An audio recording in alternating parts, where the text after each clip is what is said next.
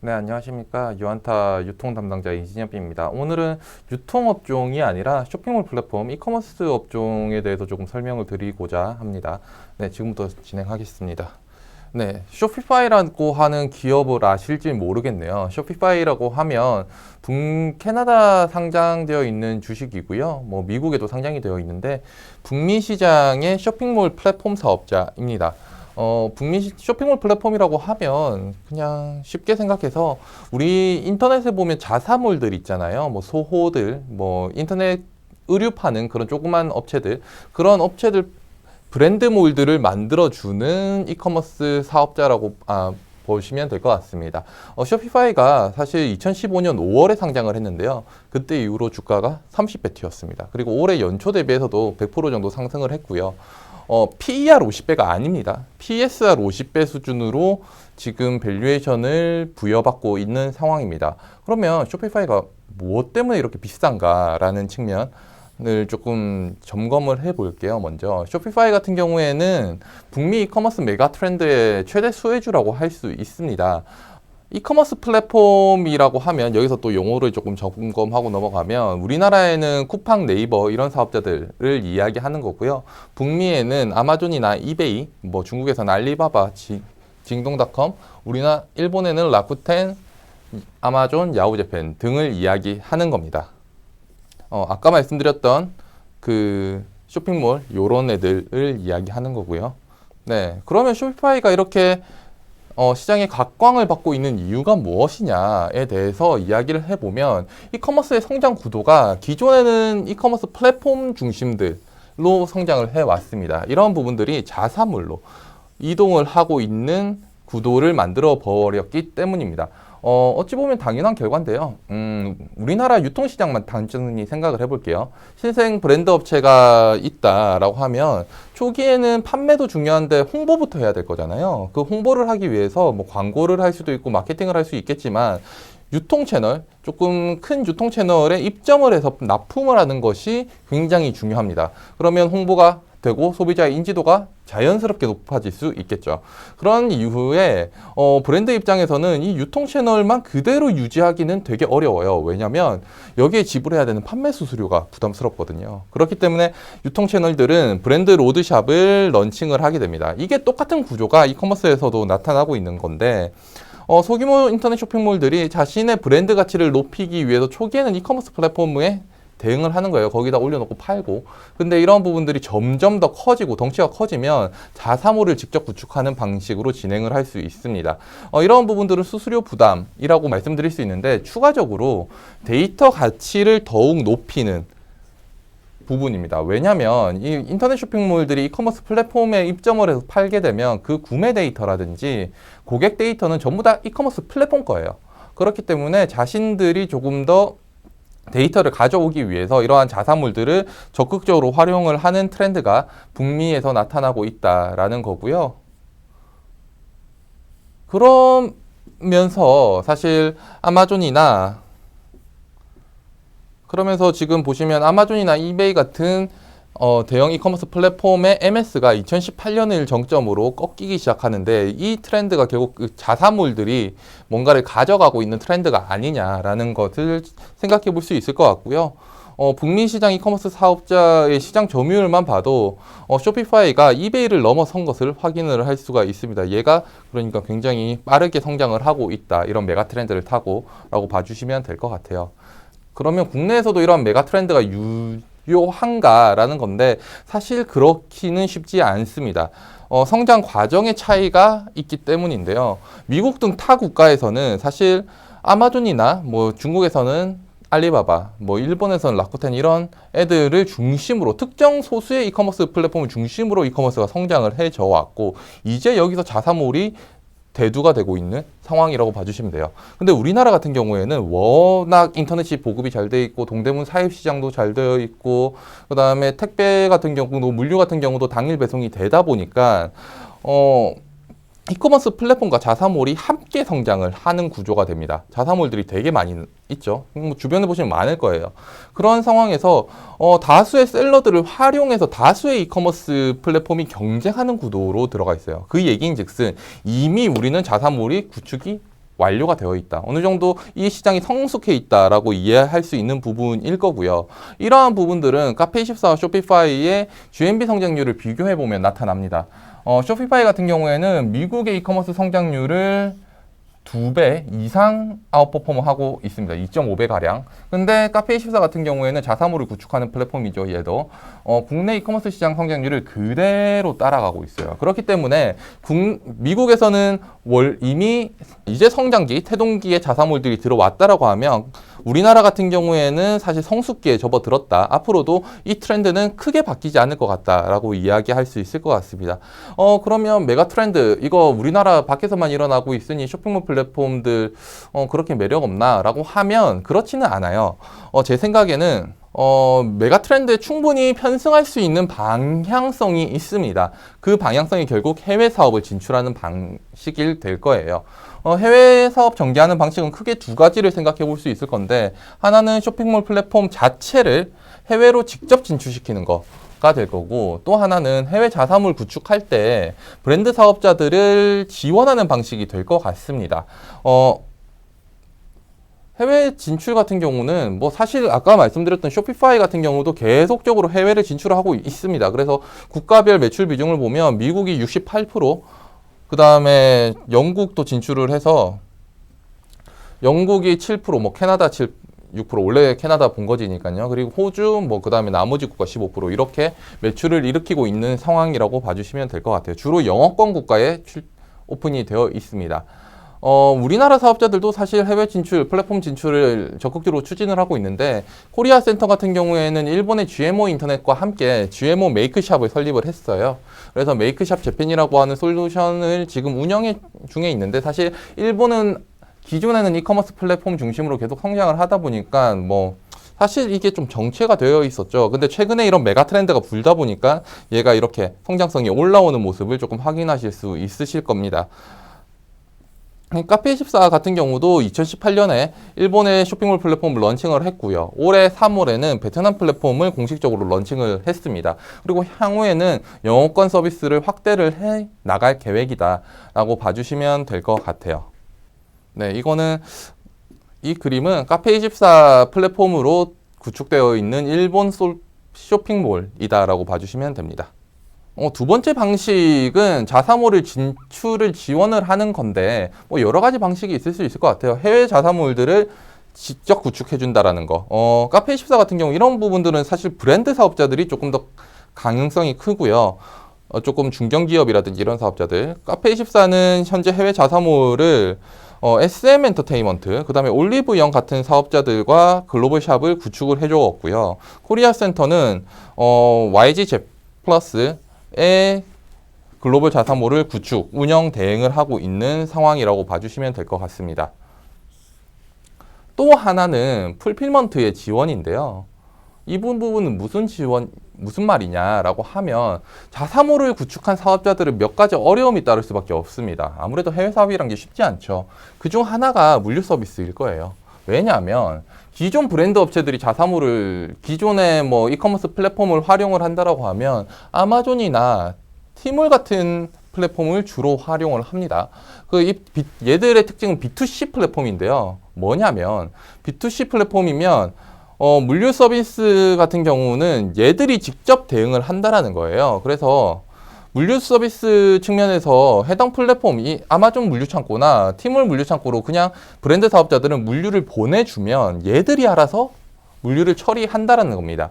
그런데 문제가 되는 게 뭐냐면, 만약에 자사몰로 들어간다라고 하면 얘들에서 이제 매출이 일어나는 게 아니잖아요. 조금 더 확장을 시키면. 그럼 자사몰 매출이 나오는 거는 자기들이 직접 라스트 마일, 그러니까 배송을 처리해야 돼요. 그런데 이거 조금 대응하기 위해서 네트워크 만들고 물류센터 임대하거나 짓고 이런 게 쉽지 않습니다. 그래서 이러한 것을 대행해 줄 수 있는 사업자가 필요한데, 그런 사업자가 코리아 센터 같은 사업자가 될 수 있습니다. 코리아 센터 같은 경우에는 지금 해외 물류 인프라랑 네트워크를 이미 가지고 있습니다. 그래서 역할론이 조금 대두가 될 수 있을 것 같고요. 이제 브랜드 사업자들이 해외 자사몰 유통을 할 때 코리아 센터 그냥 물류센터에 갖다 주면 똑같이 처리가 된다라는 거예요. 그리고 이러한 부분들은 결국 오픈 풀필먼트 플랫폼이라는 코리아 센터의 개념 중에 하나인데 사실 이거는 조금 더 넓은 개념입니다. 그래서 이커머스 플랫폼에서 뭐 아마존이나 타오바오 이런 데서 하려고 해도 물류 서비스를 제공할 수 있을 것 같고요. 해외 브랜드가 직구 풀필먼트 우리나라로 이렇게 파는 것도 여기서 진행을 할 수 있습니다. 그리고 얘들이 센터가 여러 가지가 있는데 뭐 예를 들어서 중국에서 뭐 독일 쪽으로 넘어갈 수 있게끔도 만들 수 있고요. 이런 다양한 부분을 가져가는 거대한 개념이라고 봐주시면 될 것 같아요. 그리고 글로벌 상품 소싱도 조금 할 수 있는데 이러한 부분들은 최근에 핫한 크로스보더 드랍시핑이라는 개념까지도 연결질 수 있습니다. 그래서 조금 더 방대한 비즈니스를 통해서 수익을 얻어낼 수 있을 것 같다라는 거고요. 여기서 말하는 크로스보더 드랍시핑이란 거는 그냥 쉽게 얘기해서 해외 물류 구매 대행이에요. 그런데 해외 물류 뭐 아마존에 팔리는 거를 한국에서 팔고 싶다라고 하면 아마존 상품을 가져와서 한국에서 팔고 뭐 이런 식이 될 겁니다. 근데 크로스보더 할 때 가장 중요한 게 이게 물류비를 산정해야지 한국에서 얼마나 팔 건지 알 수 있잖아요. 근데 국제항공의 물류비는 상품의 부피랑 무게에 따라서 결정이 됩니다. 그래서 이 데이터를 가지고 있는 게 되게 중요한데 그래야지 크로스보더 드랍시핑 사업자로 성장을 할 수 있는데 사실 코리아 센터는 몰테일이라는 사업을 하고 있어요. 배송 대행 서비스라고 하는 건데 아마존에서 여기 코리아 센터 물류센터로 갔다 우리 소비자가 아마존에서 코리아 센터 물류센터를 배송지로 입력을 하고 여기서 그러면 아마존이 코리아 센터로 보냅니다. 그러면 얘를 미국에 있는 현지 주소로 보내게 되면 얘가 받아서 한국으로 쏴주는 이런 건데 이 과정에서 상품을 다 까봐요. 뭐가 있는지. 그리고 이게 부피랑 무게로 제공이 되다 보니까 이걸 좀 더 줄일 수 있게끔 만들려고 하거든요. 그래서 조금 최적의 배송 물류비를 처리해 주는 게 이 몰테일이라고 하는 비즈니스인데 몰테일 배대지라고 하는 비즈니스인데 이런 걸 이미 하고 있기 때문에 이런 인프라만 가지고 있으면 드랍시핑도 할 수 있다. 드랍시핑 사업자로도 성장할 수 있다라는 이야기가 될 겁니다. 이게 코리아 센터 풀필먼트, 오픈 풀필먼트 플랫폼의 개념도라고 봐주시면 될 것 같아요. 네, 단기적 이슈들에 대한 코멘트를 뭐 지금까지는 되게 장기적인 메가 트렌드에 대한 이슈를 이야기한 거고요. 지금부터는 좀 단기적인 코멘트를 좀 드릴게요. 페이스북 샵스가 런칭이 됩니다. 이커머스 플랫폼으로 페이스북이 이제 직접적으로 진출을 하는 건데 여기서 조금 주목해 봐야 될 게 쇼피파이, 아까 말씀드렸던 그 쇼피파이와 우커머스, 그 다음에 비커머스 같은 쇼핑몰 플랫폼 사업자들과 함께 카페24가 글로벌 파트너사로 선정이 되었습니다. 얘들의 위상이 어느 정도인지 알 수 있다라는 거고요. 아시아에서는 사실 카페24가 유일합니다. 그렇기 때문에 페이스북이 글로벌 파트너로 카페24를 선정했다라는 것은 어마어마한 위상. 뭐 쇼피파이 캐나다 시가총액 1위 사업자예요. 그런 사업자랑 어깨를 나란히 한다라는 것 자체가 의미가 있다라는 건데 다만 이게 아직 페이스북 샵이 국내에는 런칭이 되어 있지 않기 때문에 지금 단기적으로 돈을 번다, 여기서 어떻게 돈을 번다라고 기대하기는 어려울 것 같아요. 다만 뭐 시장에선 이런 우려가 있었거든요. 네이버나 쿠팡 같은 사업자가 시장을 잠식하고 얘들이 이제 풀필먼트 시장까지도 성장을 하면 쇼핑몰 사업자들이 이제 더 이상 뭘 할 수 있는 부분이 없지 않느냐라는 건데 페이스북 샵스라고 하는 어마어마한 트래픽을 가진 사업자가 진출을 한다라는 게 예상이 되기 때문에 이런 부분들의 우려가 조금 해소가 될 수 있는 시기다라고 생각을 하고 있습니다. 두 번째는 여기서 방금 전에도 조금 설명드렸지만 쿠팡과 네이버가 풀필먼트를 강화한다라고 해요. 그러면 국내 쇼핑몰 사업자들은 설 자리 잃느냐라는 거죠.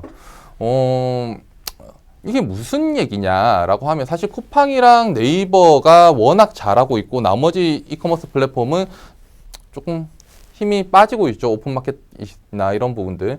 그러면 셀러들 입장에서는 얘들에만 집중하면 되는 거 아니냐라는 거예요. 그러면 사실 쇼핑몰 솔루션이 가지고 있는 장점이 뭐냐면 자사몰을 구축할 수도 있고 다양한 오픈마켓들을 이렇게 연결시켜주는 그런 역할을 또 쇼핑몰 플랫폼이 하고 있는데 이게 더 이상 의미가 없는 거 아니냐라가 되는 겁니다. 그리고 쿠팡이나 네이버가 풀필먼트 서비스까지 하면 쿠팡의 로켓 배송 같은 것을 오픈마켓에 입점만 되어 있어도 할 수 있으니까 셀러들이 이제 여기에 더 락인이 되는 거 아니냐라는 건데, 저는 그렇게 생각하고 있지 않아요. 먼저 지그재그라고 하는 플랫폼에 서정훈 대표가 언론과 인터뷰한 내용을 좀 볼게요. 그러면 지그재그 같은 경우에는 풀필먼트를 하고 있지 않다라고 이야기를 합니다. 그 이유에 대해서 쇼핑몰 사업자들은 특유의 감성을 넣고 포장 발송하는 걸 되게 좋아한다라고 얘기를 해요. 무슨 얘기냐라고 하면 이런 겁니다. 그래서 자기들의 감성을 넣고 배송을 하고 브랜드 가치를 높이고 싶어 한다라는 건데,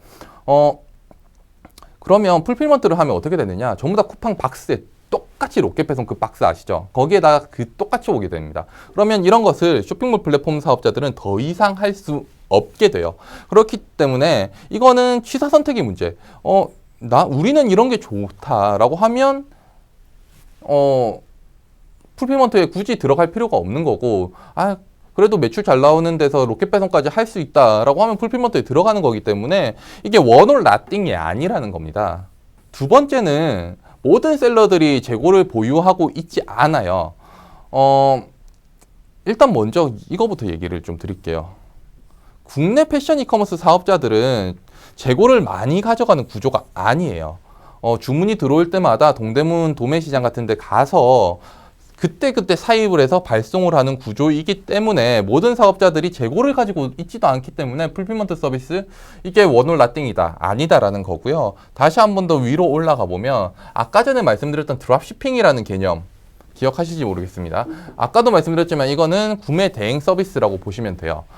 주문이 들어오면 이게 구조가 어떻게 되냐면 셀러들 같은 경우에는 그 상품 공급자, 그러니까 이건 제조사가 되겠죠. 제조사들한테 주문 내역을 그냥 전달만 합니다. 그러면 얘들이 셀러의 이름으로 구매자한테 배송을 하는 방식이에요. 이러한 부분들이 점점 더 늘어나고 있는 상황이니까 사실 셀러는 그러면 재고가 없죠. 그러면 풀필먼트를 하려고 해도 할 수가 없는 구조입니다. 이러한 부분들이 결국 이런 드랍시핑 플랫폼들이 뜨고 있기 때문에 사실 풀필먼트 원홀 나띵이 아니다. 취사 선택의 문제다. 라는 점 말씀드릴 수 있을 것 같아요. 그리고 쿠팡은 이미 일정 부분 풀필먼트 서비스를 진행하고 있다라고 말해도 과언이 아니에요. 왜냐하면 로켓 배송은 기본적으로 자기 제품 자기가 하는 거기 때문에 쿠팡이 100% 직접 매입한 상품들입니다. 그런데 이게 왜 풀필먼트 서비스냐라고 하면 사실 이 직매입 대상이 뭐 일반적으로 생각하는 마트에서 CJ 제일제당 제품을 가져오거나 이런 부분이 아니에요. 대형 셀러들한테만 국한되어 있지 않고 중소형 셀러 중에서도 매출 좀 쿠팡 플랫폼 중에서 매출 좀 잘 나온다라고 하면 쿠팡이 중소형 셀러들한테 납품 제한을 합니다. 그래서 거기에 납품하고 있는 사업자가 이미 많이 존재를 해요. 뭐 사실 풀필먼트랑 그렇게 다르진 않죠. 중간 과정이 조금 다르지만 결과론적으로는 다르지 않다라는 거예요. 그렇기 때문에 그럼에도 불구하고 셀러들이 쿠팡에서만 락인이 되었나요? 그렇지 않다라는 거죠. 다양한 오픈마켓 플랫폼을 활용을 하고 있다라는 부분에 있어서 이거는 해석의 문제인데 쇼핑몰 플랫폼과 이커머스 플랫폼, 뭐 풀필먼트를 하더라도 원홀 나띵, 누가 하나 죽고 누가 하나 사는 문제가 아니라 이커머스 플랫폼과 쇼핑몰 플랫폼이 윈윈하는 생태계를 구축해 나가고 키워나가는 것으로 해석하는 게 올바르지 않나라고 생각을 하고 있습니다. 네, 다음은 종목들에 대해서 설명을 좀 드리겠습니다. 먼저 카페24인데요. 카페24의 목표 주가를 7만 원으로 상향을 합니다. 기존에 제가 PER 밸류에이션 멀티플 방식으로 활용을 했는데 이번에는 PSR 밸류에이션으로 조금 변경을 했고요. 타겟 PSR 2.5배를 적용했습니다. 2.5배는 과거 영업 레버리지가 났을 때 그때의 밸류에이션이기 때문에 카페24 앞으로 3Q 부터 레버리지 날 수 있다라고 저는 예상이 됩니다. 그렇기 때문에 2.5배 정도는 충분히 적용 가능하지 않겠냐라고 생각을 하고 있고요. 카페24의 결국 주요 성과, 향후 주가 리레이팅은 메가 트렌드를 타야 되고, 그럼 메가 트렌드를 타기 위해서는 결국 해외 사업 성과가 유의미하게 조금 나타나줘야지 밸류에이션이 쇼피파이와 같이 좀 리레이팅이 될 수 있는 상황이 만들어지지 않을까라고 생각을 하고 있습니다. 네, 다음은 코리아 센터인데요. 코리아 센터 같은 경우에는 아까도 말씀드렸다시피 오픈 풀필먼트를 지향하는 사업자입니다. 투자의견 바이 목표주가 2만 원으로 제시를 하고요. 이 목표주가 2만 원 같은 경우에는 쇼핑몰 부분의 PSR 2배. 아까 카페14가 아무래도 쇼핑몰 플랫폼 자체에서는 성과가 워낙 두드려지고 있기 때문에 한 20% 정도 할인한 밸류에이션을 적용을 했고요. 글로벌 물류 부분에는 PER 40배를 적용을 했습니다. 그래서 나온 밸류에이션이라고 봐주시면 될 것 같고요. 네, 오픈 풀필먼트 플랫폼을 비전으로 하는 기업이라고 봐주시면 될 것 같아요. 이게 뭐냐면 아까도 설명을 드렸지만 글로벌 상품 소싱부터 해서 쇼핑몰을 구축하는 부분, 그 다음에 여러 마켓들을 관리할 수 있게끔 하는 부분, 그다음에 광고 마케팅, 그 다음에 그 물류까지 모든 전 사업 부분을 이걸 통틀어서 필요한 사람은 무조건 누구나 사용할 수 있게끔 하는 사업자로 보시면 될 것 같고, 특히 글로벌 물류 사업에 특화가 되어 있는 사업장입니다. 그렇기 때문에 얘들이 확장성을 조금 더 빨리 가질 수 있다라고 생각을 하고 있고요. 메가트렌드에 동사가 구축하고자 하는 오픈 풀필먼트 플랫폼이 충분히 수혜를 볼 수 있을 걸로 전망이 되고 있습니다. 네, 그리고 올해 매출액과 영업이익은 매출액은 3,200억, 영업이익은 180억 원 정도가 예상된다라고 봐주시면 될 것 같습니다. 네, 지금까지 쇼핑몰 플랫폼 사업자들에 대한 설명을 드렸습니다. 감사합니다.